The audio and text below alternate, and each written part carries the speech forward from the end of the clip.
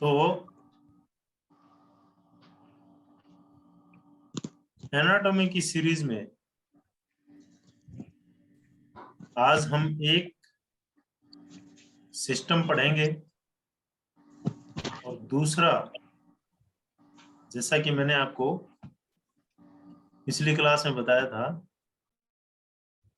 Meridian and collaterals, ये भी हम अभी शुरू करने जाने वाले हैं।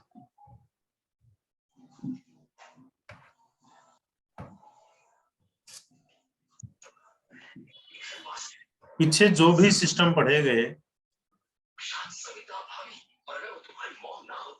आशा करता हूं कि वो आप लोगों को अच्छे से समझ में आ गए हों।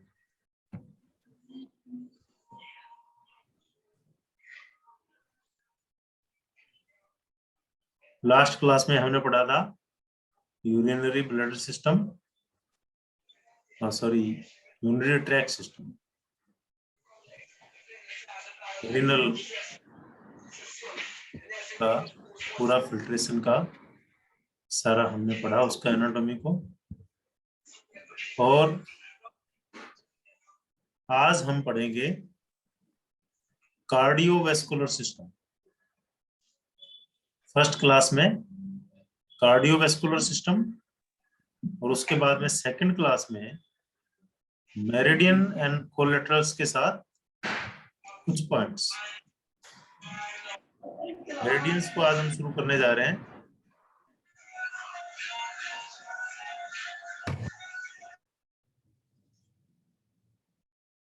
तो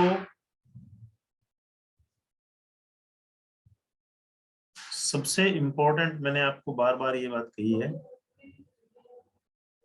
कि वेरी इंपॉर्टेंट सेशन जो है एक्यूपंक्चर के लिए, एक्यूप्रेशर के लिए, या आप मैग्नेट थेरेपी में जाएं या सीड थेरेपी में जाएं,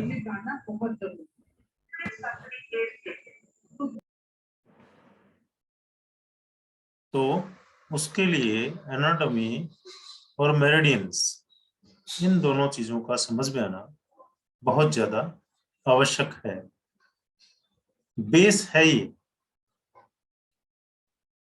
जब तक किसी मकान की नींव मजबूत नहीं होती है, उस मकान की जो लाइफ है वो कम ही रहती है। इसलिए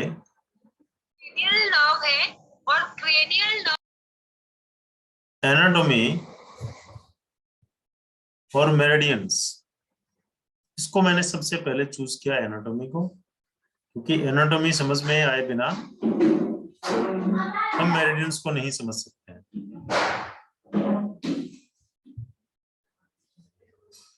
आज से मेरिडियन की क्लास साथ में हमारी शुरू हो जा रही है।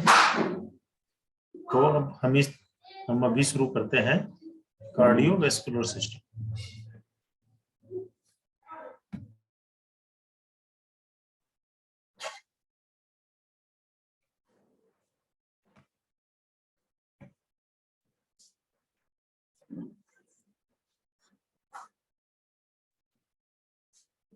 तो आपकी स्क्रीन पे है कार्डियोवैस्कुलर सिस्टम।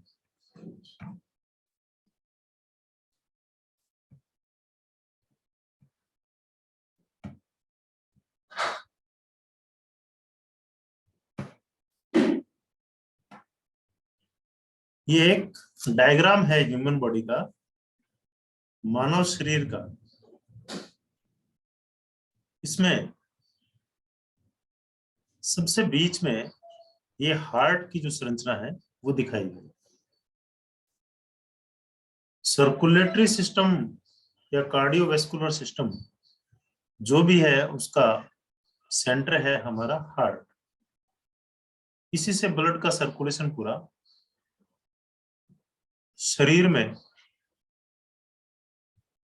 आर्टरीज से लेकर के कैपिलरीज तक, सेल्स लेवल तक ब्लड का सर्कुलेशन जो होता है, उसके पीछे हार्ट का मुख्य योगदान है। ये बीच में हार्ट की संरचना दिखाई गई है, इसके साथ में दो तरह की लाइंस, टू कलर्स में, रेड एंड ब्लू, ये दो संरचनाएं, दो लाइंस इस तरीके से शो की गई हैं, जो कि हमारी बॉडी के हर पार्ट में जा और आ रही है। तो जो रेड कलर से शो किया गया है वो है हमारी आर्टरीज, धमनियां, और जो ब्लू कलर से शो किया गया है वो है हमारी वेन्स। आर्टरीज से आप समझ लें जिनमें ऑक्सीजनेटेड ब्लड रहता है या प्योर ब्लड जिनमें रहता है, और ब्लू कलर जिनमें डीऑक्सीजनेटेड ब्लड फ्लो करता है, जिसको कि हम इम्प्योर ब्लड कह सकते हैं। इस सीरीज में अगली स्लाइड में हम देखते हैं the relationship between the pulmonary and systemic circulations. देखिए, ये एक डायग्राम शो किया गया है जिसमें हार्ट की संरचना है। ये right atrium, right ventricle, left atrium, left ventricle, और इसमें भी वही ब्लू और रेड कलर की लाइन शो की। ये हमारा राइट लंग है, ये लेफ्ट लंग है, और ये हमारी जो पल्मोनरी वेन है वो हार्ट से ब्लड लेकर के लंग में जाती है, हार्ट से ब्लड लेकर के लंग्स में जाती है। ये एक पीछे कुछ दिन पहले क्लास में मैंने आपको बताया था कि हार्ट से जो ब्लड लेके जाती हैं वो आर्टरीज होती हैं जिनमें प्योर ब्लड फ्लो करता है, और जो हार्ट में ब्लड लेकर के आती हैं वो वेन्स होती हैं, वो वेन्स होती है। यहाँ आप देख रहे हैं ये लोअर बॉडी, यहाँ से ब्लू कलर ये देखिए ये जा रही है, एरो का निशान क्या कर रहा है, इंटरनल ऑर्गन से ब्लड लेके एरो का निशान और गया हार्ट में, ठीक है। और अपर बॉडी से भी ये एरो का निशान है जो शो कर रहा है, ये हमारे हार्ट में है। लेकिन यहाँ से हार्ट से बाहर जो ये देखिए ब्लड जा रहा है, ये ऑक्सीजनेटेड ब्लड है, ये पूरा का पूरा ऑक्सीजनेटेड ब्लड है, और इधर ये डीऑक्सीजनेटेड ब्लड है। डीऑक्सीजनेटेड ब्लड जो है वो आ रहा है हार्ट में, और ऑक्सीजनेटेड ब्लड जो है वो हार्ट से बाहर जा रहा है बॉडी में। लेकिन यहां अपोजिट है, ये हार्ट से ब्लड जो जा रहा है लंग्स में, और पल्मोनरी सर्कुलेशन, पल्मोनरी आर्टरी, और ये भी यस, इसमें भी ये जा रहा है पल्मोनरी आर्टरी से, और ये वेन है, इस वेन से ये हार्ट में आ रहा है ऑक्सीजनेटेड ब्लड। तो ब्लड जो हार्ट से जाता है वो आर्टरीज के थ्रू जाता है, इसी रूल को फॉलो करके यहाँ लिखा गया पल्मोनरी आर्टरी, और ये पल्मोनरी वेन जो हार्ट में ब्लड को लेकर के आती है। उसके बाद में जो सर्कुलेशन चलता है वो सारा का सारा ये हमारा इंटरनल ऑर्गन्स हैं, जैसे स्टमक है, लीवर है, स्प्लीन, गॉलब्लैडर, उन सब में जो ब्लड जा रहा है ये यहाँ गया, यहाँ से फिर ये डीऑक्सीजनेटेड ब्लड, ऑक्सीजन ब्लड यहाँ गया, यहाँ से डीऑक्सीजनेटेड को लिया, और फिर ये हार्ट के थ्रू पूरा का पूरा इस डायग्राम में आपको अच्छे से समझ में आ रहा होगा। नेक्स्ट स्लाइड में हम देखते हैं the relationship between the heart and the different types of blood vessels. Heart और ब्लड वेसल्स, जो different type of blood vessels हैं, उनमें उनका जो रिलेशन है हार्ट के साथ वो हम देखते हैं। ये हार्ट है, हार्ट की संरचना आपके सामने है, ठीक है, और इससे ये ब्लड जा रहा है ऑक्सीजनेटेड ब्लड, जो कि ऑरेंज या रेड कलर से शो किया जाता है। आर्टरीज, आर्टरीज का क्या काम है, carry blood from the heart, और ये है वेन्स और वेन्स का फंक्शन है carry blood back to the heart. Arteries में, आर्टरी जो है वो ब्लड लेकर के जाती है हार्ट से, और वेन्स वापस ब्लड लेकर के आती है हार्ट के अंदर। और ये एक आर्टरी की संरचना दिखाई गई है। इसके जो अलग अलग पार्ट्स हैं, ये tunica adventitia, tunica media, tunica intima, endothelium जो अंदर की संरचना है एंडोथीलियम, ये बीच की संरचना है ट्यूनिका मीडिया, और बाहर की संरचना है ट्यूनिका एडवेंटिला। इसी तरीके से वेन में सेम वही रहेगा, वेन की संरचना में भी तीनों चीजें मिलती हैं, सेम वही उसी तरीके से। अंदर का आपका एंडोथीलियम हो गया, बीच का ट्यूनिका मीडिया, और बाहर का ट्यूनिका एडवेंटिला। और जो वेन्यूल्स हैं ये वेन है, और ये वेन से निकली हुई छोटी संरचना है वेन्यूल्स। इसी तरीके से ये आर्टरी है मेन, और इस आर्टरी से जो निकली हुई संरचना है ये है आर्टेरियोल। ये संरचना, इनका भी वही सीन है, इनकी संरचना सेम उसी तरीके से बनी गई है। 3 परत जो है वो इसके अंदर आपको दिखाई दे रही है। ये जो पार्ट है यहाँ पे ब्लड का, खून का आदान प्रदान होता है। ये यहाँ पे ऑक्सीजनेटेड मिलता है यहाँ तक, और ये डीऑक्सीजनेटेड यहाँ से लिया जाता है। ये जो जगह जहां पे ये चेंज होता है वो है कैपिलरीज, ये कैपिलरीज, ठीक है। अब इसमें ये एक रेड ब्लड सेल दिखाई गई, रेड ब्लड सेल जो है वो दिखाई गई है। ये एंडोथीलियम है, अंदर की संरचना है, ठीक है। और ये बेसमेंट मेम्ब्रेन है, और ये बीच में रेड ब्लड सेल। ये कैपिलरीज जो है लास्ट पार्ट है, जो हमारी फिंगर्स की टिप्स में और हमारी टोज की टिप्स में या स्किन लेवल पे जो मिलती है वहां तक की संरचनाएं हैं। वहां से red blood cell, sorry, red oxygenated blood capillaries तक पहुंचता है, और कैपिलरीज से डीऑक्सीजनेटेड जो ब्लड है वो यहाँ से वेन्यूल से होकर के वेन में जाता है, और वेन के थ्रू हार्ट में जाता है। तो ये इतना आपको समझ में आया होगा, ऐसी मैं आशा रखता हूँ। नेक्स्ट स्लाइड में हम देख रहे हैं position of the heart in the thorax.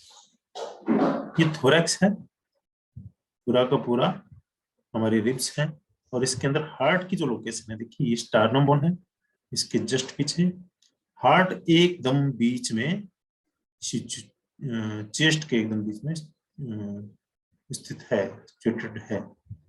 लेकिन ये लेफ्ट में थोड़ा सा झुका हुआ होता है, ये साइड में, लेफ्ट साइड में, ठीक है। अब इसमें देखिए रिब 2 ये बेस है हार्ट का, इसके पीछे स्टार्नम के रिब 2 है, और ये डायफ्राम है।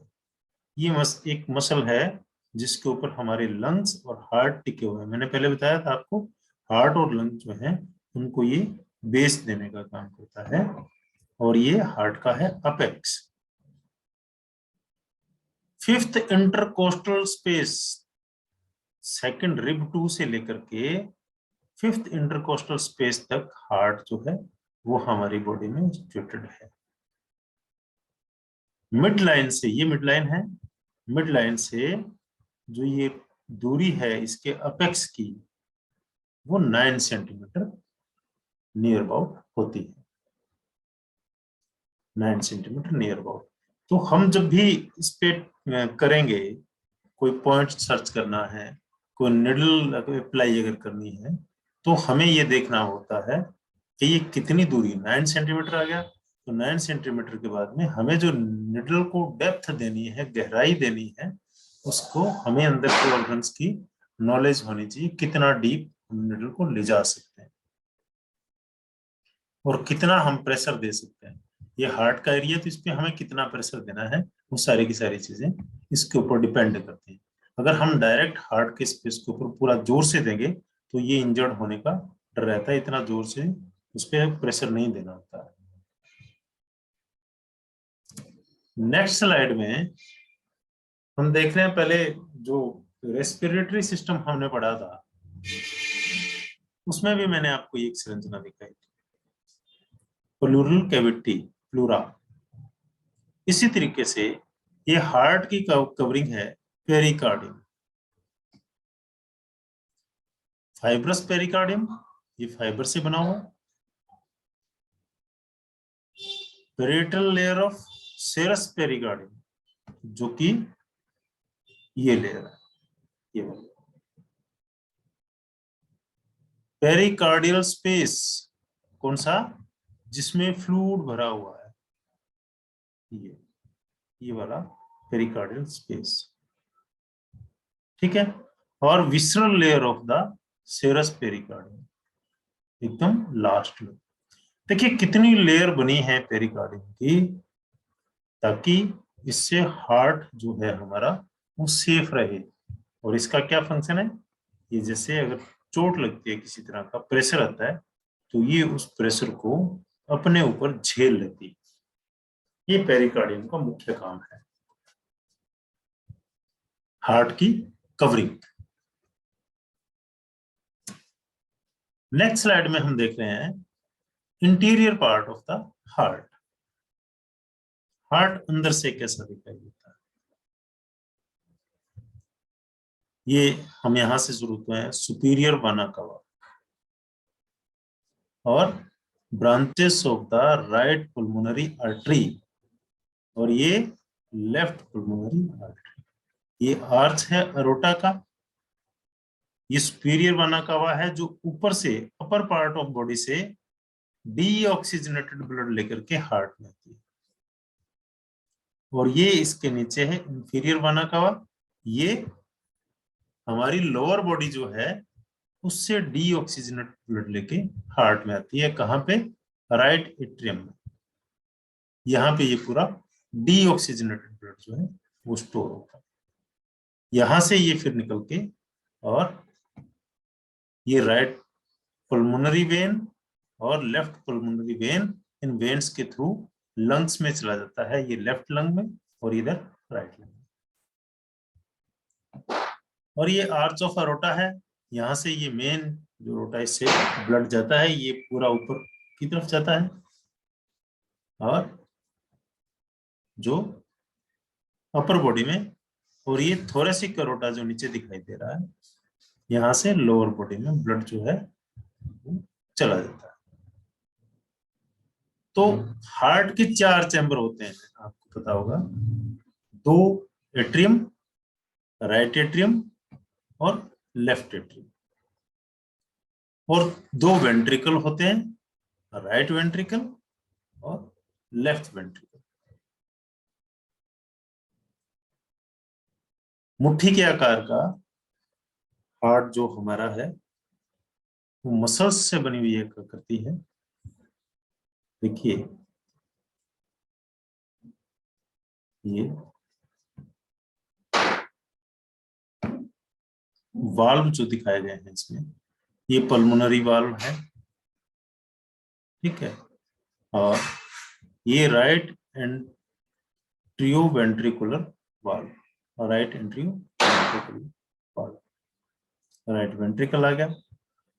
और ये है हमारा एरोटिक वाल्व जो एरोटा में ब्लड लेके जाता है, ये पल्मोनरी वाल्व, ये पल्मोनरी में ब्लड लेके जाता है।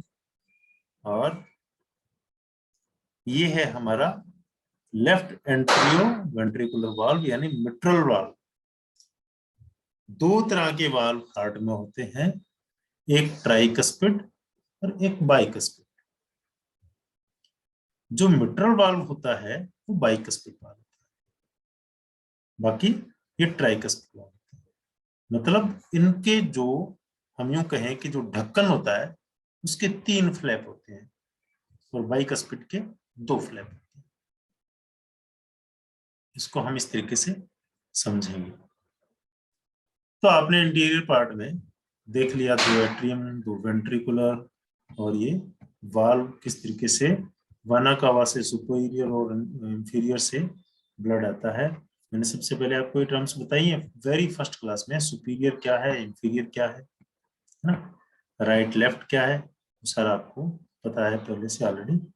और किस तरीके से ये जो आर्टरी है इसमें इम्प्योर ब्लड जाता है, लेकिन हार्ट से ब्लड जब बाहर जाता है तो वो आर्टरी के थ्रू जाता है, इसलिए इसको आर्टरी बोला गया। और ये प्योर ब्लड लेके आती है पल्मोनरी वेन्स। इनमें प्योर ब्लड है जो लंग से ऑक्सीजनेटेड होके आया है, लेकिन हार्ट में लेके आ रहा है, इसलिए उस नियम को फॉलो करते हुए इसको लिखा गया वेन्स। इसको आप अच्छे से समझेंगे कि क्यों इसको पल्मोनरी वेन्स बोला गया और क्यों पल्मोनरी आर्टरी बोला गया। नेक्स्ट स्लाइड में हम देख रहे हैं direction of blood flow through the heart.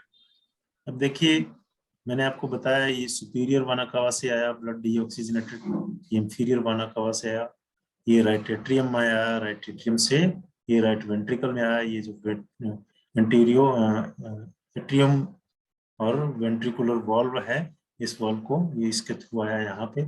यहाँ से जब ये ब्लड निकल के आगे गया तो कहाँ गया, पल्मोनरी आर्टरी में, ये लेफ्ट लंग में गया और ये यहाँ से राइट लंग में गया। ठीक है, वहां से जब ऑक्सीजनेट होके आया ये pulmonary veins from the right lung, pulmonary veins from the left lung, और यहाँ से ये इन वाल्व्स के थ्रू ये हमारा मिट्रल वाल्व है, लेफ्ट वेंट्रिकल में और लेफ्ट वेंट्रिकल से निकल के गया अरोटा में, ये अपर बॉडी के लिए, और ये थोरेसिक अरोटा में लोअर बॉडी के लिए।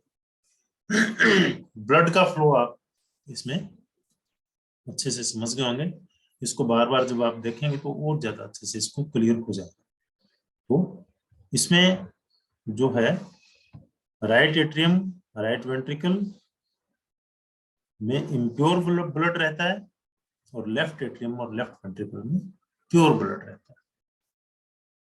इसको आप इस तरीके से समझ सकते हैं। Structure of the aortic and pulmonary valve, ये पल्मोनरी वाल्व है, ये एरोटिक वाल्व। इसमें देखिए ये ट्राइकस्पिड, मैंने कहा था ना तीन फ्लैप है, ये ट्राइकस्पिड वाल्व, ये ओपन शेप है इसकी और ये क्लोज्ड शेप। ठीक है, ये राइट कोरोनरी आर्टरी, ये लेफ्ट कोरोनरी आर्टरी, इससे ये ब्लड इसके अंदर यहाँ पे आया देखिए, और ये सेमिलुनर कस्प है और ये पल्मोनरी वाल्व है। इसमें ये आपको चेंज जो है वो मिलेगा।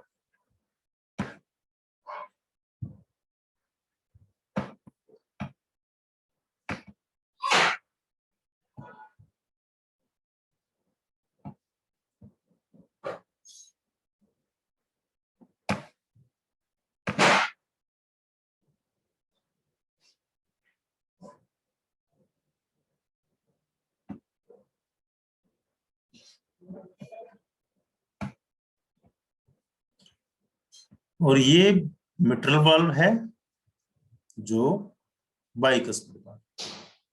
ठीक है, इसमें जो चेंज है वो ये है, देखिए ये लेफ्ट कोरोनरी आर्टरी और जो राइट कोरोनरी आर्टरी के ये जो आर्टरीज कनेक्टेड है इसमें नहीं है, ये चेंज है। दोनों ही ट्राइकस्पिड वाल्व है और ये एक मिट्रल वाल्व जो यहाँ पे है ये है आपका bicuspid valve.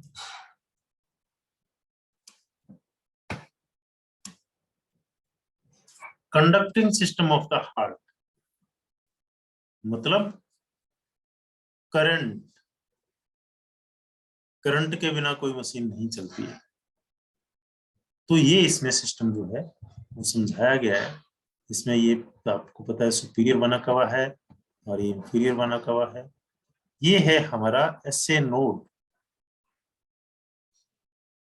Sinoatrial node, SA node, जो कि मेन ट्रांसफार्मर है हार्ट का। नीचे लिखा हुआ है नंबर 1 में, electrical impulses separate from the SA node through the atria to the AV node. ये है एवी नोड। एसए नोड से जो करंट आता है वो आता है एवी नोड में। यहाँ एवी नोड में और इधर जाता है लेफ्ट एट्रियम में।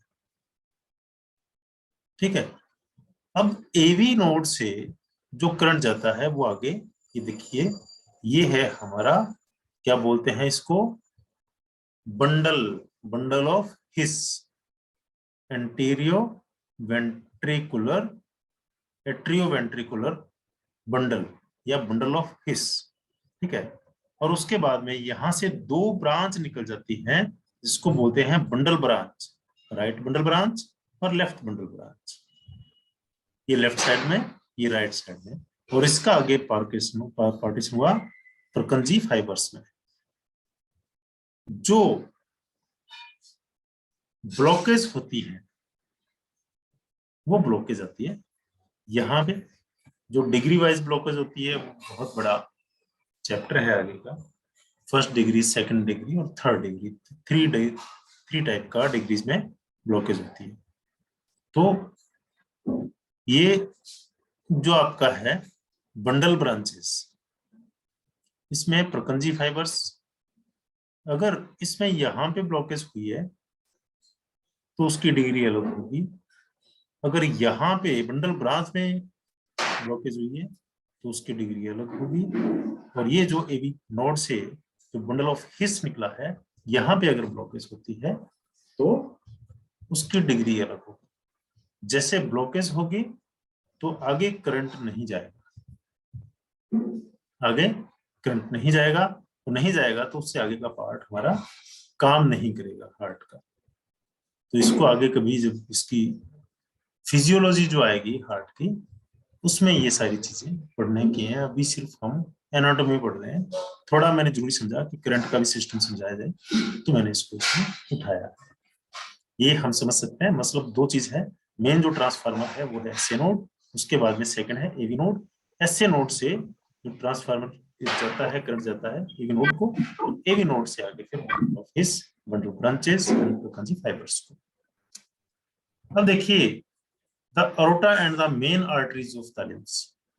इस पिक्चर में, इस डायग्राम में सिर्फ अरोटा और मेन आर्टरीज को शो किया गया। हार्ट ये अरोटा है और ये थोरेसिक अरोटा है। यहां से जो ब्लड गया वो अपर पार्ट को, अपर पार्ट मींस हमारा brain, throat, nose, eyes, ears और अपर एक्सट्रीमिटीज, अपर लिम्स, पूरा का पूरा ये आर्टरीज, और इसके सभी के नाम अच्छे से आपको यहाँ पे दिए गए हैं एरिया वाइज। जिस जो पार्ट होता है, देखिए राइट वर्टिब्रल आर्टरी, वर्टिब्रा है ना यहाँ पे, बीच में आपका स्पाइनल कॉर्ड है इसलिए, और right common carotid artery, left common carotid artery, left vertebral artery, left subclavian artery, ये क्लेविकल बोन है ना, इसलिए उसके स्पेस के साथ में इसको नाम जोड़ दिया सब क्लेविकन, सब क्लेवियन। आर्च ऑफ अरोटा आ गया ये, और ये आर्टरी जब आगे बढ़ी तो इसके दो पार्ट हुए, इधर देखिएगा, रेडियल आर्टरी और अल्नर आर्टरी। ये रेडियल आर्टरी वो है जहां पे हम लोग पल्स को चेक करते हैं, और ये फिर पाम्स में आगे चलेगी, सुपरफिशियल पाम और आर्च आ गया ये, और ये पाम्स में आर्टरीज आ गई। और ये वो पॉइंट है जब हम ब्लड प्रेशर चेक करते हैं, तो जो हमारा स्फिग्मोमैनोमीटर होता है उसका कफ हम यहाँ पे टाइट करते हैं, लेफ्ट साइड में या राइट साइड में, और ये जो पॉइंट है यहाँ पे स्टेथोस्कोप रखा जाता है, और ईयर में स्टेथोस्कोप लगा के इस साउंड को सुना जाता है जो कि हार्ट का साउंड होता है। उसी तरीके से ये जो लोअर बॉडी में गया थोरेसिक अरोटा के थ्रू, ये जो आर्टरीज शो की गई है बीच में, ये हमारे इंटरनल ऑर्गन्स को ब्लड दे रही हैं, और ये लेग्स के थ्रू होते हुए ये फेमोरल आर्टरी, क्योंकि फीमर के पास है, पोप्लिटियल आर्टरी क्योंकि ये पोप्लिटियल फोसा है यहाँ पे यानी का, और ये एंटीरियर टिबियल आर्टरी क्योंकि टिबिया के पास है, posterior tibial artery, fibular artery क्योंकि फिबुला को टच कर रही है। इस तरीके से ये अलग अलग हमारी बॉडी के एनाटॉमिकल लोकेशन के अकॉर्डिंग आर्टरीज का नेम वहां पे चेंज होता जाता है। ये है अरोटा एंड मेन ब्रांचेस। ये एरोटा है, असेंडिंग एरोटा, और इसकी जो मेन ब्रांचेस है, right common carotid artery, right subclavian मैंने भी आपको बताया, और इस तरीके से असेंडिंग एरोटा, इंटरकोस्टल आर्टरीज जो कि रिब्स के अंदर है, इसोफिजियल आर्टरी जो इसोफेगस के पास में है, डायफ्राम, और सुप्रारिनल आर्टरी जो कि रिनल मतलब किडनी, किडनी को, ये राइट किडनी है, ये लेफ्ट किडनी है इधर से, तो ये सुप्रा रिनल आर्टरी, और राइट रिनल आर्टरी यहाँ पे आ गई है, और राइट गोनेडल आर्टरी, क्योंकि ये गोनेड्स के पास, गोनेड्स मतलब आपकी ओवरीज और आपके टेस्टिस और उसके अकॉर्डिंग उसका नाम दिया गया है। ये राइट कॉमन इलियक आर्टरी, जो इलियम जो हमारा है, इलियक जो पार्ट है उसके पास में, और ये फेमोरल आर्टरी। इस तरीके से आर्टरीज की लोकेशंस का हमें ध्यान होना जरूरी है, क्योंकि वेन्स पे अगर कोई भी जैसे ब्लड लिया जाता है तो वेन के थ्रू लिया जाता है, आर्टरी के थ्रू नहीं लिया जाता।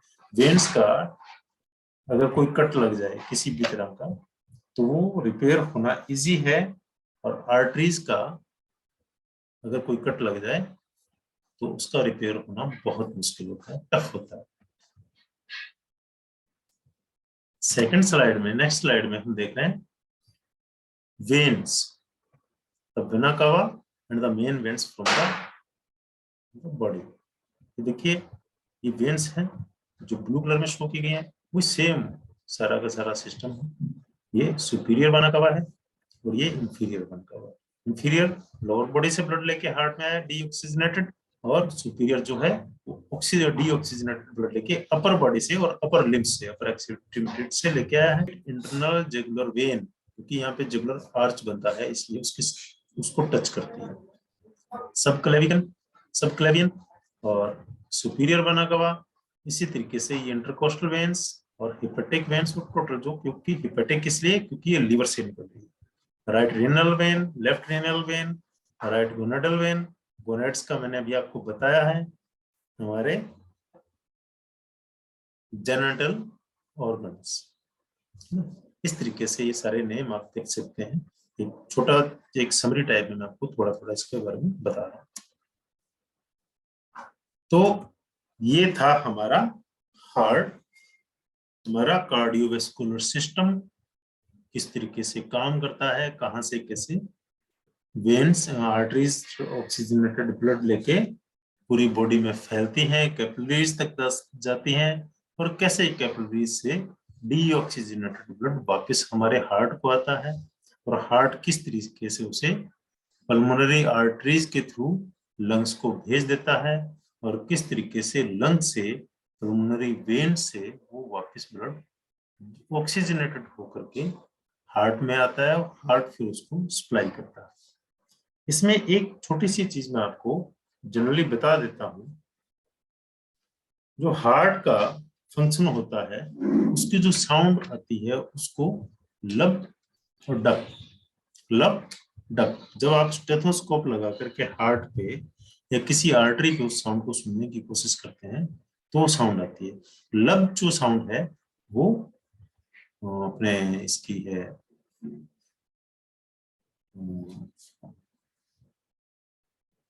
एट्रियम की, और डब जो साउंड है वो है वेंट्रिकल्स की। तो आपको इसके बारे में अच्छे से कार्डियोवैस्कुलर सिस्टम के बारे में अच्छे से समझ में आया होगा, इसी मैं उम्मीद रखता हूं। और हम 5 मिनट के बाद में दूसरी क्लास के लिए मिलते हैं हमारी मेरिडियंस को लेकर के। Thank you.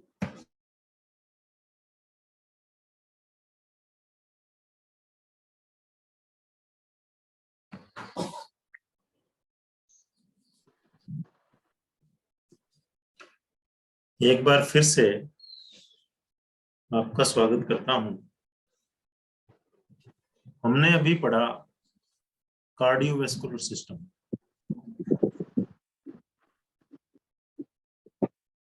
उसमें हमने हार्ट, हार्ट के अलग अलग पार्ट्स, आर्टरीज, वेन्स, और बॉडी पार्ट के अकॉर्डिंग अलग अलग जगह पे जो आर्टरी गुजरती है उनके नेम्स देखे हैं, वेन्स के नेम्स देखे हैं, और हार्ट में किस तरीके से एसए नोड और एबी नोड काम करता है, ये सब हम लोगों ने इससे पहले की क्लास में देखा।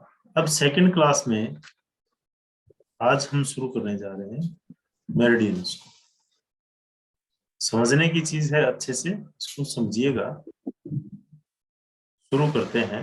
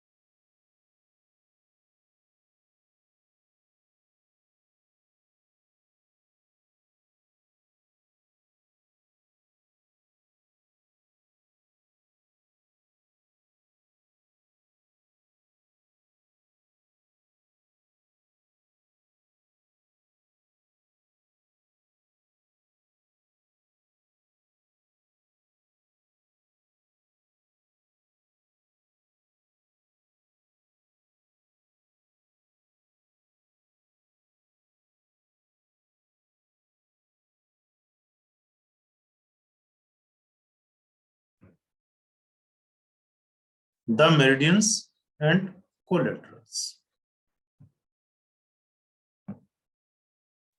The basic concept of the meridians and collaterals responsible for the circulation of chi and blood and distributed both interiorly and exteriorly across the body. जो बेसिक कॉन्सेप्ट है मेरिडियंस का, वो क्या है? वो ये है कि हमारी जो मेरिडियंस और कोलेटरल्स जो रिस्पॉन्सिबल है वो किस चीज के लिए? हमारी पूरी बॉडी में ब्लड और ची के सर्कुलेशन के लिए। ची बोलते हैं एनर्जी को, कुछ लोग इसको की भी बोल देते हैं। ची एंड ब्लड। ची एक्चुअली चाइनीज वर्ड। ची और ब्लड जो है उसका जो डिस्ट्रीब्यूशन है हमारी बॉडी के इंटीरियरली अंदर की तरफ, इंटीरियरली एंड एक्सटीरियरली बाहर की तरफ, पूरी बॉडी में लास्ट तक, स्किन लेवल तक, सेल लेवल तक, ये पूरा का पूरा ये हमारा जो इसका फंक्शन है मेरिडियंस का एंड कोलेटरल्स का, वो ये। और ये पूरा हमारी बॉडी को अच्छे से कवर करता है।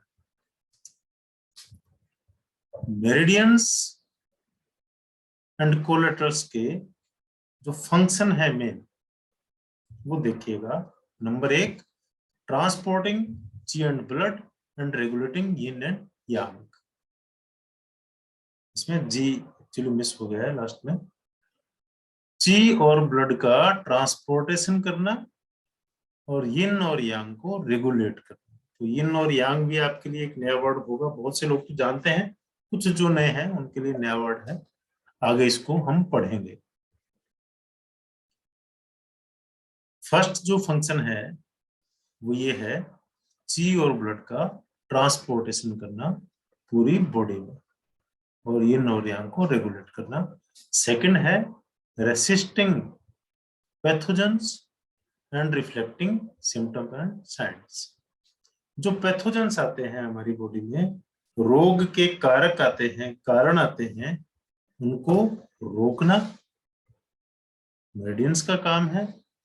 और दूसरा अगर वो आ गए हैं किसी तरीके से, कोई रोग हमारी बॉडी में आ गया है, तो जो सिम्टम और साइंस जो है उनका रिफ्लेक्शन, उनका रिफ्लेक्ट करना मेरिडियंस का और कोलेटरल्स का मेन फंक्शन में आता है।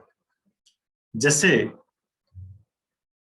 कई बार आप लोगों ने नोटिस किया होगा, चेस्ट के एकदम बीच में सेंटर पॉइंट पे जहां पे CV17 नंबर पॉइंट की लोकेशन आती है, वहां पे पेन होने लगता है, हम उस पर मसाज करते हैं, तो वो इंडिकेट करता है कहीं ना कहीं या तो हमारे हार्ट में या हमारे लंग्स में, क्योंकि ये दोनों का ही स्पेसिफिक पॉइंट है।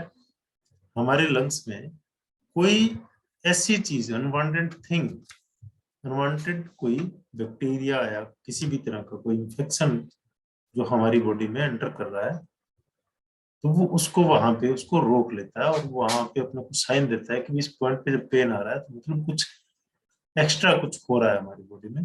तो हम जब उस पर मसाज करते हैं, दबाते हैं किसी तरीके से उसको, तो उससे हमें रिलैक्स भी मिल जाता है। मतलब उसने उसी पॉइंट पे हमें सिम्टम भी दिया, साइन भी दिया और वहीं से उसको ट्रीट भी किया। बहुत बार जब कोल्ड एंड कफ होता है किसी को, तो आपकी अपर बैक में पेन होना शुरू होता है, अपर बैक स्टिफ हो जाती है, टाइट हो जाती है। तो जो हमारा लंग्स का बैक सू पॉइंट है ब्लड 13, उसके आसपास उसके इर्द गिर्द के सारे मसल स्टिफ हो जाते हैं। तो ये एक साइन दिया है हमारी बॉडी ने UB13 पे स्टिफनेस दे करके कि लंग्स में कुछ अनवांटेड, कुछ ऐसा हो रहा है जो नहीं होना चाहिए। तो ये काम हम जब भी किसी तरह का डायग्नोस बनाते हैं तो मेरिडियन का पाथवे लेते हैं, उससे पॉइंट्स उसके पास के आसपास के लेते हैं, हमें पता लगता है इन पॉइंट्स में पेन है, तो ये पॉइंट्स जिस काम के लिए काम करते हैं उससे रिलेटेड कोई ना कोई प्रॉब्लम हमारी बॉडी में जरूर आ रही है। और थर्ड है transmitting needling sensation and regulating deficiency and excess conditions. In points पे, इन मेरिडियंस के थ्रू हम निडल जो है वो इंसर्ट करते हैं बॉडी में, और उसका जो सेंसेशन हमें मिलता है, जिन लोगों ने नीडलिंग करवाई है या जिन लोगों ने एक्यूपंक्चर करवा रखा है, उन्होंने नोटिस किया होगा कि जैसे ही नीडल उस पॉइंट पे जाती है, हम थोड़ा सा उस पर मैनिपुलेट करते हैं, तो उस मेरिडियन के थ्रू या तो पैर की तरफ या पर बॉडी की तरफ, फिंगर्स की तरफ एक बड़ा यूं करंट की तरह एक सेंसेशन जाता है, यूं लगता है जैसे करंट लग रहा है। तो वो एक्चुअली एक्यूपंक्चर का सेंसेशन होता है। तो वो इन्हीं मेरिडियंस के थ्रू हमें पता लगता है। और उसके अलावा ये मेरिडियंस, डेफिशिएंसी अगर किसी चीज की है या किसी तरह का एक्सेस कंडीशन हमारी बॉडी में बनी हुई है, तो उसको रेगुलेट करने का काम भी हम मेरिडियंस और कोलेटरल्स के थ्रू करते हैं। इसके बाद में देखिए पैटर्न्स ऑफ द मेरिडियंस। इससे पहले मैं आपको बता दूं, नेक्स्ट चैप्टर में भी आपको मैं पढ़ाऊंगा, हमारी बॉडी में 12 रेगुलर मेरिडियंस हैं, 12 रेगुलर मेरिडियंस, जिनमें से 6 जो है यिन मेरिडियंस हैं, जो इंटीरियर हैं, इंटीरियर अंदर की तरफ है, जांग ऑर्गन्स जिसको बोलते हैं, और फू ऑर्गन्स जो हैं उनसे रिलेटेड यांग मेरिडियंस हैं, जो कि एक्सटीरियर पार्ट में हमारे फ्लो करती है। तो यिन में lung, spleen, heart, kidney, pericardium and liver, और यांग में large intestine, stomach, small intestine, bladder, tubular इंसर्जर एंड गॉल ब्लैडर। तो इसका एक पैटर्न होता है, इस पैटर्न को आपको रट लेना है। पैटर्न क्या है? सबसे फर्स्ट मेरिडियन है लंग। लंग मेरिडियन कहां से चलती है? बॉडी से। और किस तरफ जाती है? हैंड की तरफ। मतलब बॉडी टू हैंड, हैंड से लार्ज इंटेस्टाइन स्टार्ट होती है, शुरू होती है, और जाती है हेड पे, हैंड टू हेड, और हेड से स्टमक मेरिडियन स्टार्ट होती है और जाती है फुट पे, हेड टू फुट। मतलब ये एक पैटर्न हुआ, body to hand, hand to head, head to feet, और feet to sorry body to hand, hand to head, head to feet, और फिर स्प्लीन चली फिट टू बॉडी, वापस बॉडी पे आ गए, body to hand, hand to head, head to feet, feet to body, body to hand, hand to head, head to feet, feet to body. ये एक pattern है। इस पैटर्न में चार चार मेरिडियन हमारी चलती हैं। बॉडी टू हैंड, बॉडी से हैंड, हैंड में जाएगी, हैंड टू हेड, हैंड से हेड में जाएगी, हेड टू फिट, हेड से फिट में जाएगी, और फिट से वापस बॉडी में। ये पैटर्न है। इस पैटर्न को आपको याद रखना है, तो आपके लिए मेरिडियंस को याद रखना इजी रहेगा कि कौन सी मेरिडियन कहां से चली। तो इससे जो पहले की मेरिडियन थी उसका क्या पैटर्न था, और इससे बाद में जो मेरिडियन आएगी उसका क्या पैटर्न रहेगा। तो ये हमारी 12 रेगुलर मेरिडियंस हैं। Lungs, large intestine, stomach, spleen, heart, small intestine, bladder, kidney, bladder मतलब यूरिनरी ब्लड, किडनी से पेरिकार्डियम। पेरिकार्डियम के बारे में एक बात आपको बता दूं मैं, पेरिकार्डियम वैसे तो हार्ट की कवरिंग को बोलते हैं, लेकिन चाइनीज लोग जो टीसीएम में पढ़ाया जाता है वो पेरिकार्डियम है ब्रेन, ये ब्रेन की मेडिसिन। और फिर से ट्रिपल एनर्जाइजर जो कि ट्रिपल वार्मर की मेडिसिन है, स्पाइनल कॉर्ड की मेडिसिन बोलते हैं इसको। स्पाइनल कॉर्ड से रिलेटेड जो भी प्रॉब्लम होती है उसमें हम ट्रिपल एनर्जाइजर, ट्रिपल वार्मर या 3 हीटर या ट्रिपल बर्नर, कई नाम से इसको बुलाया जाता है। सेंचियो नाम से भी इसको बुलाते हैं। ये मेरिडियन जो है ये स्पाइनल कॉर्ड की मेरिडियन है। यहाँ से फिर गॉल ब्लैडर से लिवर, और लिवर से फिर रिपीट हुआ लंग।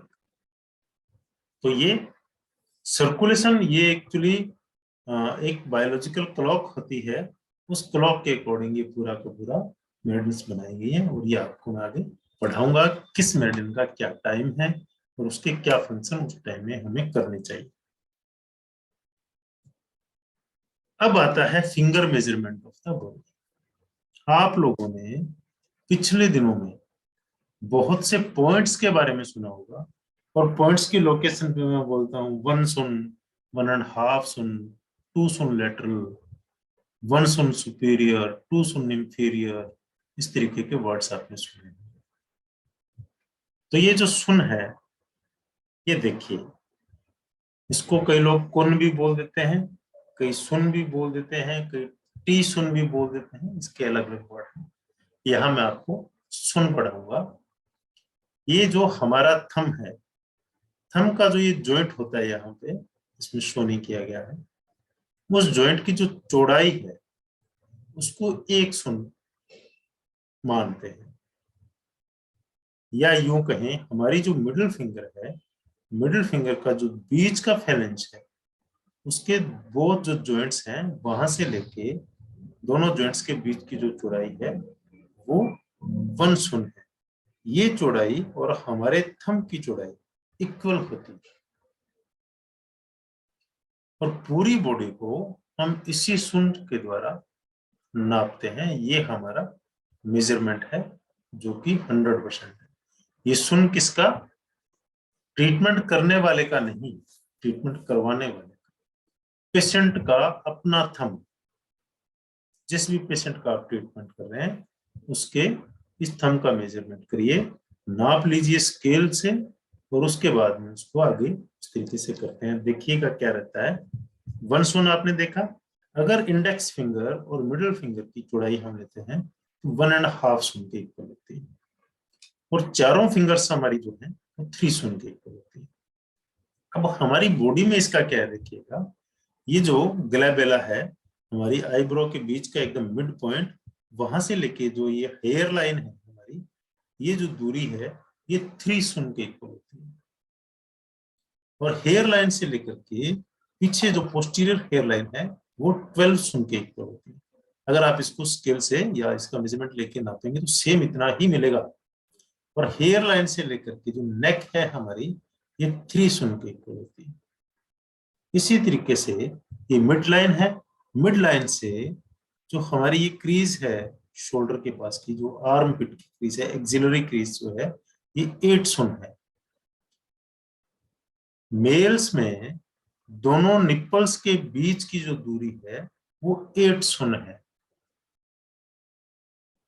हमारा जो ये जिफॉइड प्रोसेस है, यहां से जो ये अम्बिलिकस है, हमारी नेवल जो नाभि है, वहां तक की जो दूरी डिस्टेंस है वो 5 सुन है, सॉरी 8 सुन है।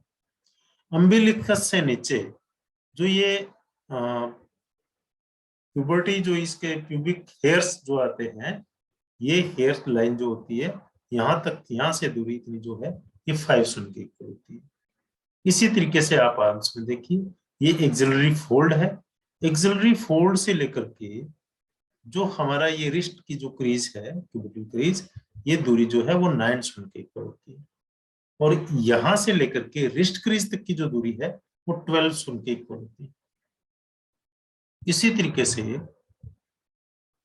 देखिएगा, यहां से जब हम लेते हैं, ये हमारा किसका, फीमर का हेड है। यहां से अगर हम लेते हैं हमारा जो ये पटेला, सेंटर जो है पटेला का, यहां तक की दूरी 19 सुन है। और यहां से अगर पटेला का ऊपर का पार्ट, ये क्रीज हम ये लाइन ले लेते हैं, तो ये 18 सुन के। उसी तरीके से सेंटर ऑफ पटेला से लेके लेटरल मेडुलस, जो बाहर का टखना है, उसका जो मिड पॉइंट है वो 16 सुन है। और लोअर पॉइंट जो है इसका, हमारा पटेला का, वहां से लेकर के जो हमारा इसका है मीडियल कॉन्डाइल, सॉरी टिबिया से, और ये जो है लेटरल मेडुलस जो है, उसका जो मिड पॉइंट है वो 13 सुन के। इसी तरीके से आप देख लीजिए हेड की बैक साइड में, ये जो हेयर लाइन है, यहाँ पे GB20 नंबर पॉइंट मैंने आपको पहले बताया था स्टूडेंट है, इन दोनों की अगर दूरी होंगे तो 9 सुन के बराबर रहेगी।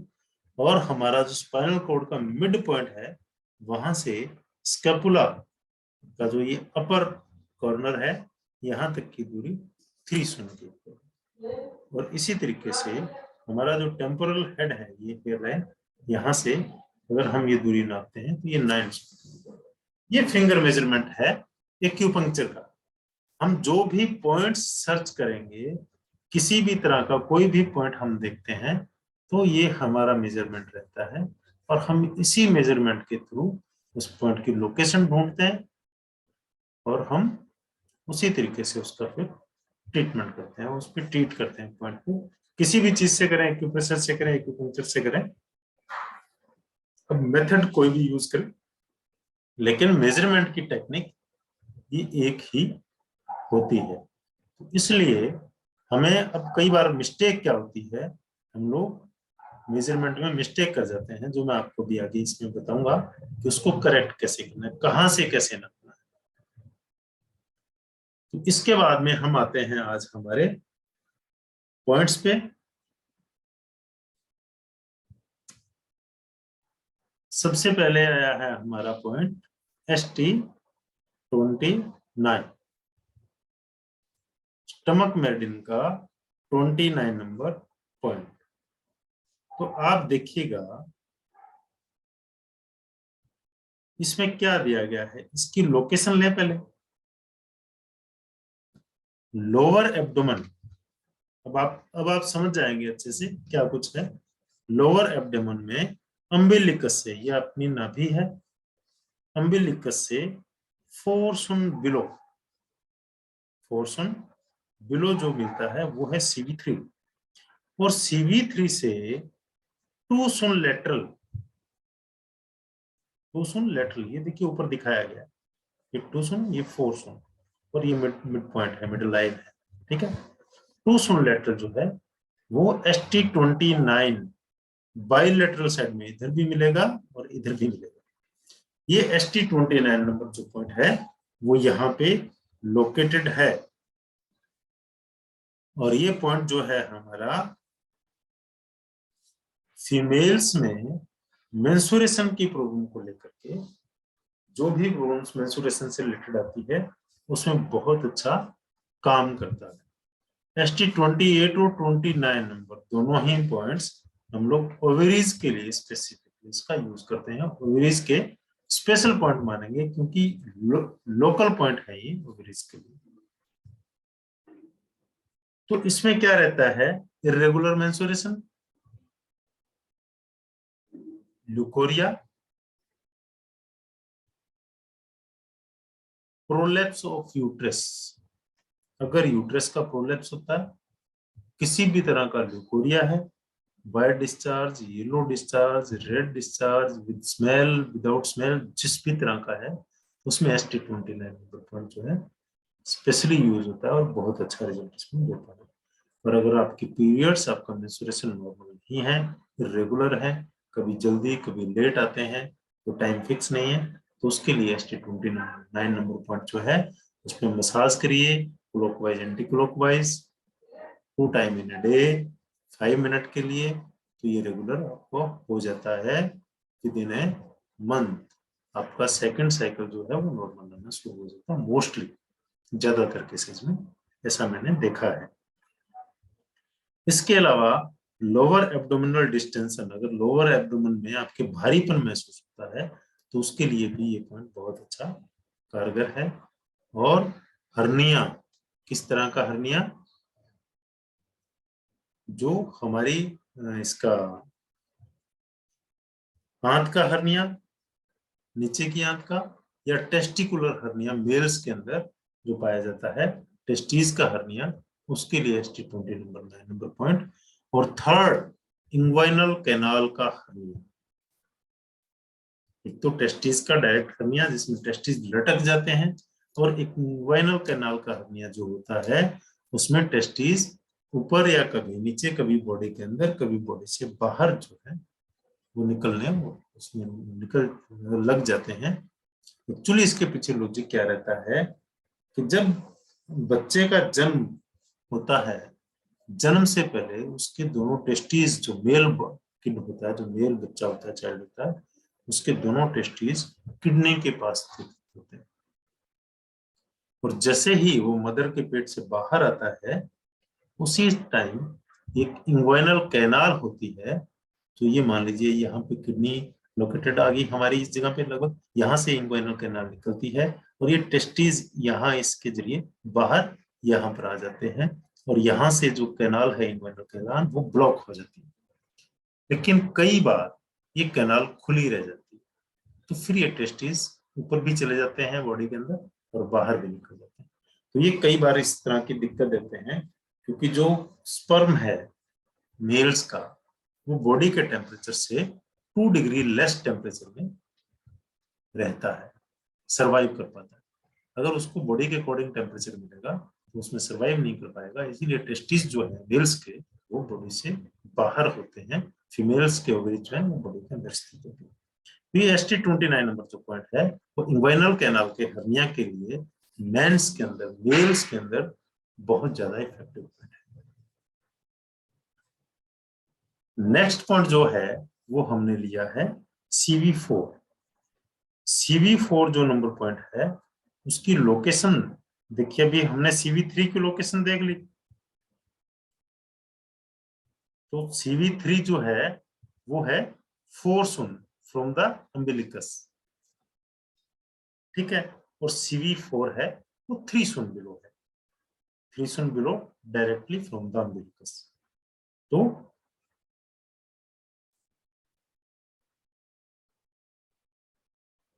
इसमें कोई दिक्कत नहीं है, 3 सुन हमने नाप लिया, मेजर कर लिया। CV4 यूरिनरी ब्लैडर का स्पेसिफिक पॉइंट है, तो यूरिन से रिलेटेड जो कोई भी दिक्कत आती है उसके लिए, और किडनी का स्पेसिफिक पॉइंट है, इसके लिए भी ये बहुत अच्छे से काम करता है। सेकेंडली, जो मैंने अभी आपको बताया, इरेगुलर मेंस्ट्रुएशन,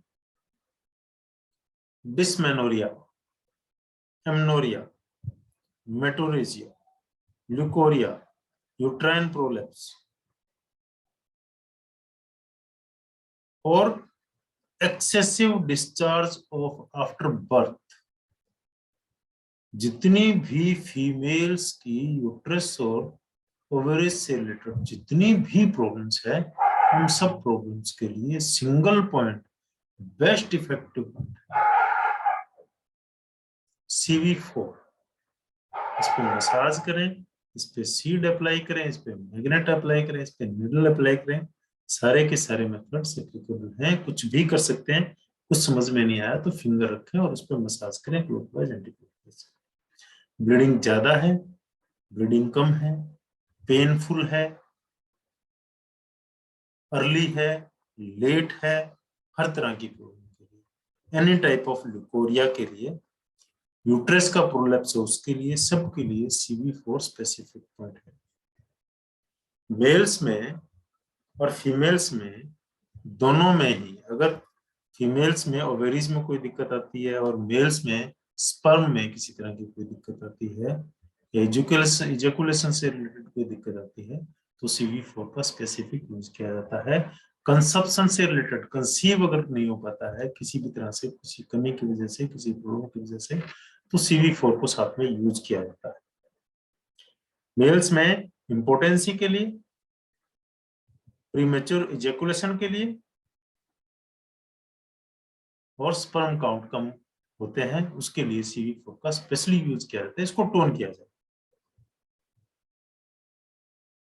इसके अलावा यूरिन से रिलेटेड अगर कोई प्रॉब्लम है, किसी ने पूछा था रिटेंशन ऑफ यूरिन के लिए, मैंने शायद ये पॉइंट बताया भी था, और यूरिनरी सिस्टम से रिलेटेड कोई भी दिक्कत है तो उसके लिए इसका स्पेशल यूज किया जाता है।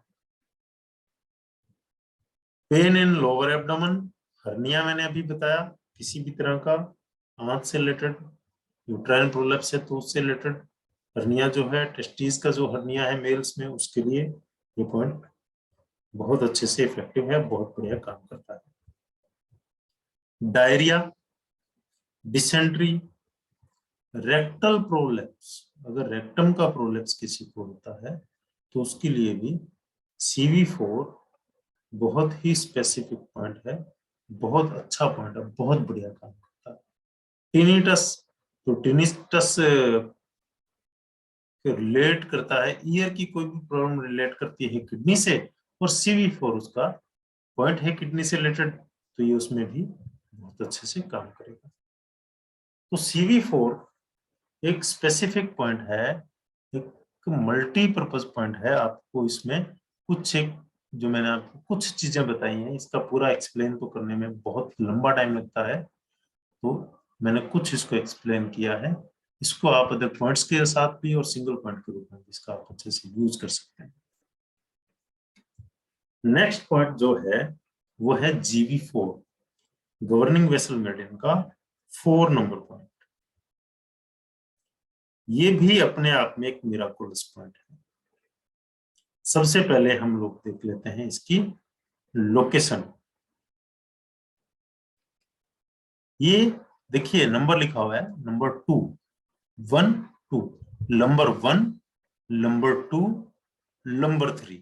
नंबर 2 और नंबर 3 के बीच में जो स्पेस है वहां पे GV4 लोकेटेड है, और यहां से 1.5 सुन लेटरल है यूबी का 23 number point.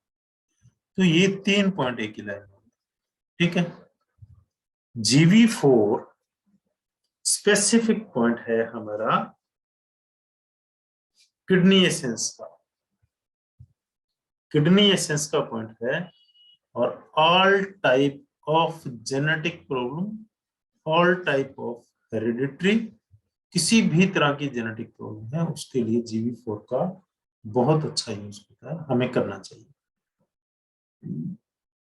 Stiffness and pain in lumbar area, अगर लंबर एरिया में स्टिफनेस है, पेन है, तो GV4 को यूज करेंगे। क्रोनिक है तो बेस्ट रिजल्ट देता है। इसके अलावा जो CV4 के जितने भी फंक्शन हैं वो सेम सारे के सारे फंक्शन GV4 के थ्रू भी ट्रीट किया जा सकता है। दोनों पॉइंट्स को एक साथ यूज कर सकते हैं, जैसे कि regular menstruation, leucorrhoea, dysmenorrhoea, amenorrhoea, sterility, इन सब के लिए, कंसीव नहीं हो पा रहा है उसके लिए ये बहुत अच्छा पॉइंट है। मेल्स में इंपोर्टेंस, स्टेरिलिटी और प्रीमेच्योर इजैकुलेशन, इस तरह के जितने भी प्रॉब्लम है, अगर एक्साइटमेंट प्रॉपर नहीं आता है, तो उसके लिए भी ये बहुत अच्छा रिजल्ट देने वाला पॉइंट है। ऑल टाइप जो भी प्रॉब्लम मैंने आपको CV4 के लिए बताई वो सेम GB4 के लिए। और किडनी एसेंस जो किडनी में स्टोर रहता है उसका ये गेट है।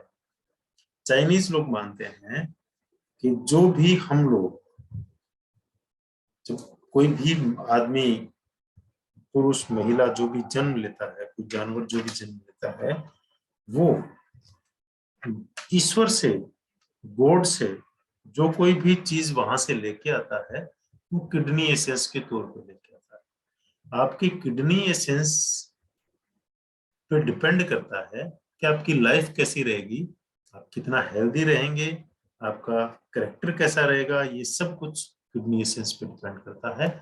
और ये GB4 नंबर जो पॉइंट है ये उसका गेट है।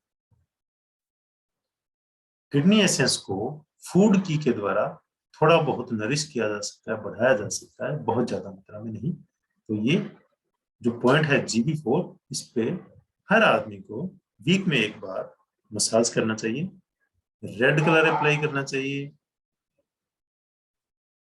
या नॉर्मल मसाज करेंगे तो भी ये चलेगा। तो ये हमने आज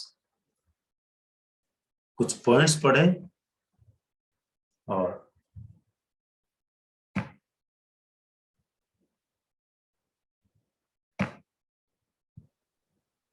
सबसे पहले पढ़ा हमने कार्डियोवैस्कुलर सिस्टम, उसके सर बाद मैं राजेंद्र बात कर रहा हूँ। GB4 जो है, हेलो, एक मिनट, मैं एक बार कंप्लीट कर लूं उसके बाद में अपने बात करेंगे।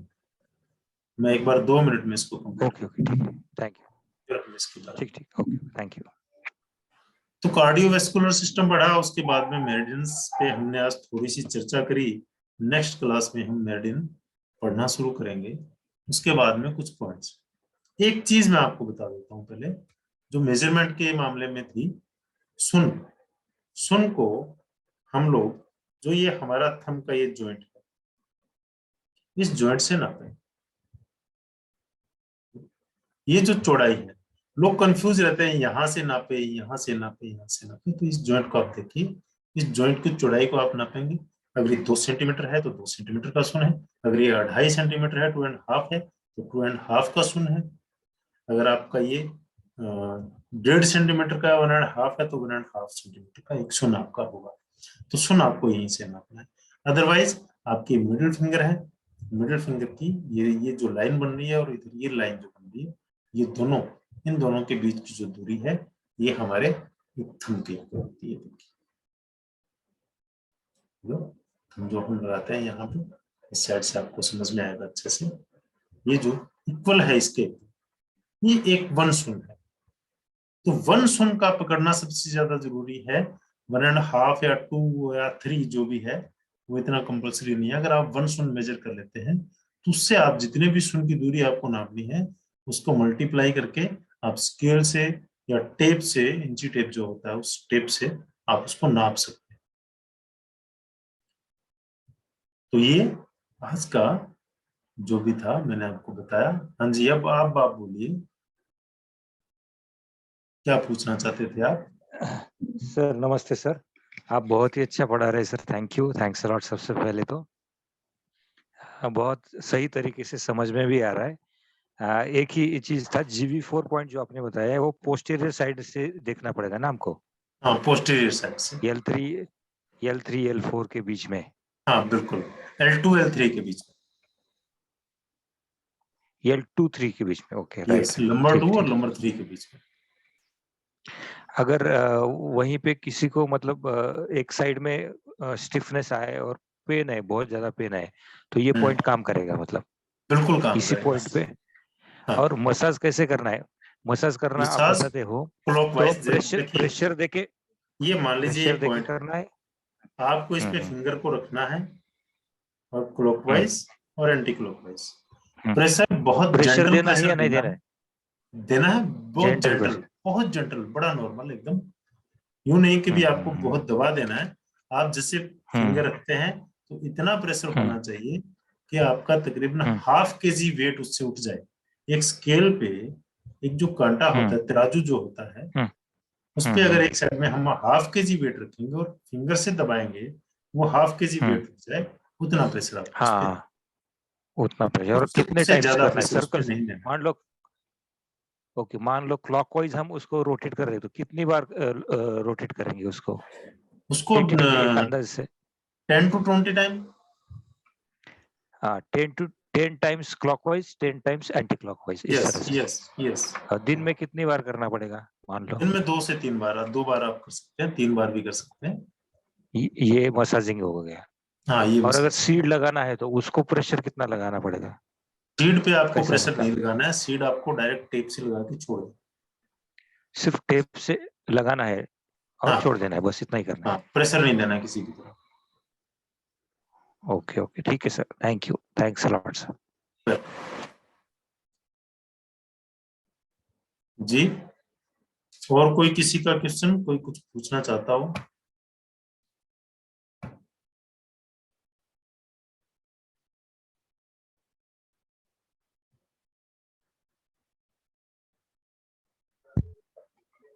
सर हम जो पॉइंट्स प्रेस करते हैं इसके कुछ रूल्स वगैरह होते हैं कि कब करना चाहिए कब नहीं करना चाहिए?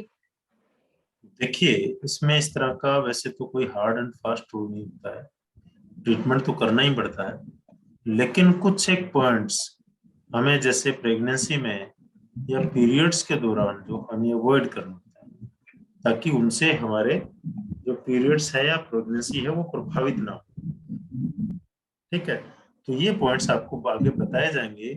पीरियड्स में कौन से पॉइंट यूज करने हैं, कौन से नहीं करने हैं, प्रेगनेंसी में कौन से पॉइंट यूज करने हैं, कौन से नहीं करने हैं, वो सारी चीजें आपको आगे बताई जाएंगी।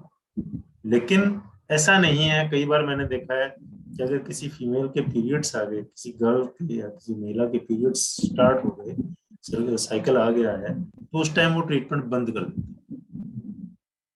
तो ये अगर उससे रिलेटेड कोई प्रॉब्लम है तो क्या आप उसका ट्रीटमेंट उस टाइम नहीं करेंगे?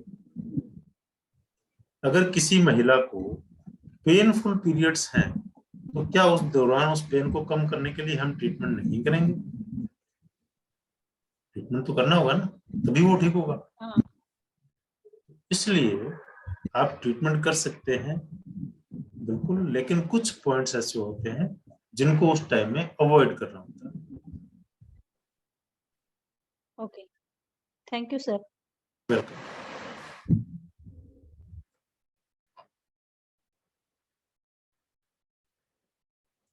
ST29 और CV4 पॉइंट्स बराबर ही काम करते हैं, मोस्टली बराबर ही काम करते हैं, लेकिन ST29 ओवेरीज के लिए स्पेसिफिक पॉइंट है और CV4 किडनी के लिए स्पेसिफिक पॉइंट है, तो इनके अलग फंक्शन भी रहेंगे। बहुत से फंक्शन सेम रहते हैं लेकिन कुछ फंक्शन इनके अलग भी रहेंगे। हर पॉइंट के अपने सेपरेट कुछ अलग फंक्शन होते हैं, वो रहेंगे, और बाकी कुछ कॉमन पॉइंट्स होते हैं, कॉमन फंक्शन होते हैं, वो उसमें उसका काम करेगा।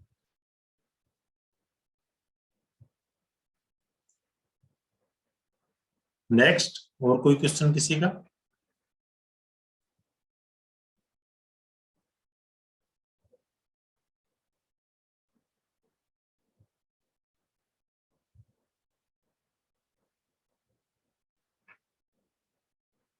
और कोई क्वेश्चन कोई पूछना चाहता हो किसी भी तरह का, आप मेरे से बात कर सकते हैं। Good evening sir. Good evening. Sir अभी आपने बताया CV4 के साथ पैरेलल कौन सा पॉइंट बताया अभी आपने? CV4 के आपने बोला 1.5 होता है GB4 के साथ, सॉरी GV4 के साथ GB4 के 150 होता है, UB23 किडनी का बैक्सो UB20। पॉइंट। ठीक है सर, जी, थैंक यू सर।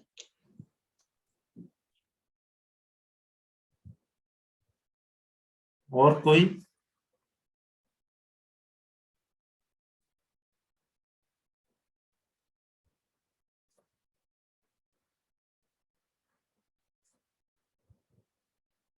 किसी का कोई क्वेश्चन नहीं है? मतलब सब समझ गए या मैं नहीं समझा पाया? दोनों में से एक ही बात होती है, लेकिन फिर भी मैं सबको एक ही बात कहूंगा कि कंटिन्यू प्रैक्टिस करिए, कंटिन्यू पढ़िए, प्रैक्टिकल करिए, लोगों से बातें करिए, शेयर करिए, एक दूसरे से अपना एक्सपीरियंस शेयर करिए, तो आपकी नॉलेज बढ़ेगी। आप इन क्लासेस के पीछे मेरा जो स्वार्थ है वो यही है कि मैं आप लोगों से शेयर करूंगा तो मेरी नॉलेज बढ़ेगी। और मैंने शुरू में कहा था, कॉन्फिडेंस कम्स फ्रॉम नॉलेज, और नॉलेज के लिए पढ़ना पड़ेगा, और कोई शॉर्टकट नहीं। मुझे आपको पढ़ाना है तो मुझे पढ़ना पड़ेगा। मैं कॉन्फिडेंट होके तभी पढ़ा पाऊंगा जब मैंने पढ़ा होगा। अगर मैंने पढ़ा नहीं होगा तो आप लोगों को नहीं पढ़ा पाऊंगा।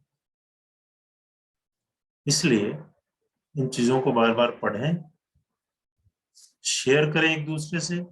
किसी भी पॉइंट को, अगर आपने कोई पॉइंट से स्पेशल कोई रिजल्ट लिया है, उसके बारे में आप लोगों से बात करें, तो वो अपने एक्सपीरियंस भी आपके साथ शेयर करेंगे, तो आपकी नॉलेज इंप्रूव होगी। तो आज का जो टाइम है वो नॉलेज का है, इसलिए अपनी नॉलेज को और ज्यादा इंप्रूव करें, अपडेट रहें कंटिन्यू। ये सबसे अच्छी बात है। कोई और मेरे से कोई क्वेश्चन करना चाहता हो कर सर सकता एक है बात जी। सर एक बात है, जो किसी को यूरिन के साथ प्रोटीन आता है तो वो भी किडनी की प्रॉब्लम है। बिल्कुल। वो किडनी में हीट ज्यादा होगी कि कुछ क्या होगा? देखिए, अगर उसको हम लोग लें अकॉर्डिंग टू एनाटॉमी फिजियोलॉजी, हाँ जी तो उसमें जो हमारी किडनी के नेफ्रॉन्स होते हैं, या एकदम नॉर्मल लैंग्वेज में बोलूं, जो छलनी होती है, सर, हाँ जी नेफ्रॉन समझ वो आता है। छलनी खुल हाँ जाती जी, है, उसके छेद जो खुल जाते हैं, तो प्रोटीन डायरेक्ट आने लग जाता है। अच्छा ठीक है सर। ठीक है। अब उसमें दूसरा अगर हम उसको लें अकॉर्डिंग टू टीसीएम, तो ये हाँ किडनी की जी, डेफिशिएंसी हो गई। अच्छा किडनी में डेफिशिएंसी होगी, तो डेफिशिएंसी यांग भी हो सकती है, यिन भी हो सकती है, और क्वी की डेफिशिएंसी, ची की डेफिशिएंसी भी हो सकती है। तो ये सर उसके किडनी जो में सिम्टम आएंगे। जी बोलिए।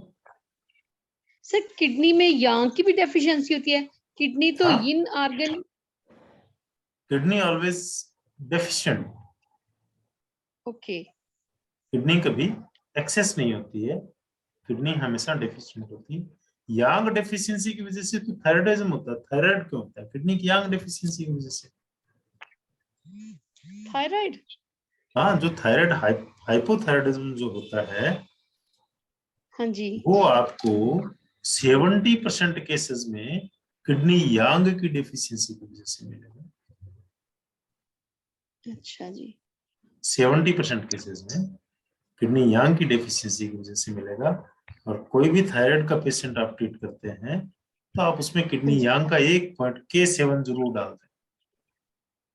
किस किडनी का 7 नंबर वन। ठीक है सर। तो ये बहुत अच्छा काम करेगा। जिन लोगों का वेट रिड्यूस नहीं होता है, हाँ जी, मैं सॉरी फील करता हूँ, एक थे कोई स्टूडेंट, उन्होंने बॉम्बे से, शायद उन्होंने मेरे से कुछ वीडियोस मांगी थी, तो मैं कल भेज पाऊंगा, मेरे पास टाइम नहीं था इन दिनों में। तो उनको भी मैं यही बात कहूंगा कि K7, अगर आप ओबेस हैं और आपका वेट नहीं जा रहा है, तो आप K7 साथ में टर्न जरूर करिए। किसी भी तरह की ओबेसिटी है तो K7 को, क्योंकि वो आपके हार्मोन्स को रेगुलर करते हैं।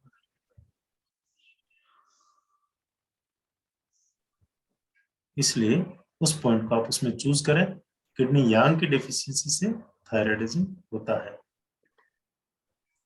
और किडनी यिन की डेफिशिएंसी से किडनी फेलियर होता है। और जो प्रोटीन जो आता है, इसमें हाँ किडनी जी, यिन और किडनी ची की भी डेफिशिएंसी दोनों की हो सकती है। तो वो अकॉर्डिंग टू सिम्टम चला जाता है। जो सिम्टम हम लेंगे उसके हिसाब से हम वो ट्रीटमेंट देंगे, और वो सक्सेसफुल रहेगा। ठीक है,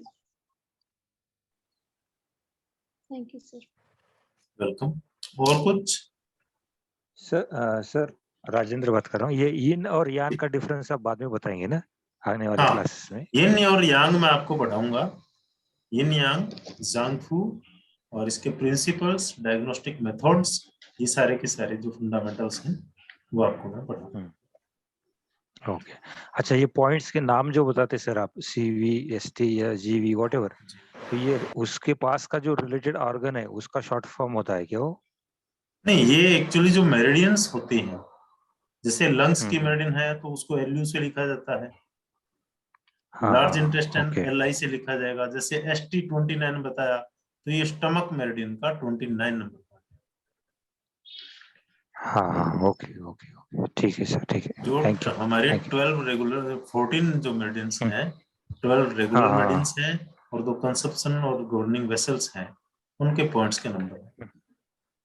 ओके ओके, ठीक है। आज हमने जो 12 मेरिडियंस देखे थे, तो हाँ उसके जो नाम्स है उसी को शॉर्ट फॉर्म है वो। हाँ, उसको शॉर्ट फॉर्म में।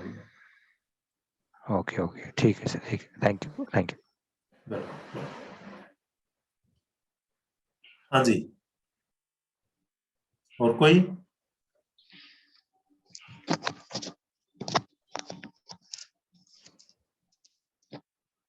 और कोई कुछ नहीं पूछना चाहता है?